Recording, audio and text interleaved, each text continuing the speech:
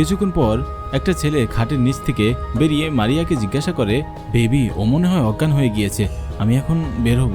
মারিয়া বলে, হ্যাঁ উঠে এসো, আমি ওর কোকের গ্লাসে অজ্ঞান হওয়ার ওষুধ মিশিয়ে দিয়েছিলাম, যার কারণে ও অজ্ঞান হয়ে গিয়েছে।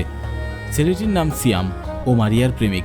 মারিয়া তখন সিয়ামকে বলে, আমার হাতটি তুমি তাড়াতাড়ি খুলে দাও। কিন্তু সিয়াম মারিয়ার হাতটি খুলে দেবার কোনো চিন্তাই করে না। সে বলে, ড্রয়ারের চাবি কোথায় আছে? মারিয়া বলে, তুমি নাহিদের পকেট চেক করো, ওর পকেটেই চাবি আছে। সিয়াম নাহিদের পকেট চেক করার পর কোনো চাবি না পেয়ে হতাশ হয়ে বলে, ওর পকেটে কোনো চাবি নেই। মারিয়া তখন বলে, ভালো করে দেখো। সিয়াম তখন বেশ বিরক্ত হয়ে বলল, এখানে চাবি নেই, তুমি বরং আমাকে বলো তোমার স্বামীর টাকাগুলো তুমি কোথায় রেখেছো, টাকাগুলো আমি উদ্ধার করব। মারিয়া তখন বলল, কিন্তু তার আগে তুমি আমাকে আমার হাতটা খুলে দাও।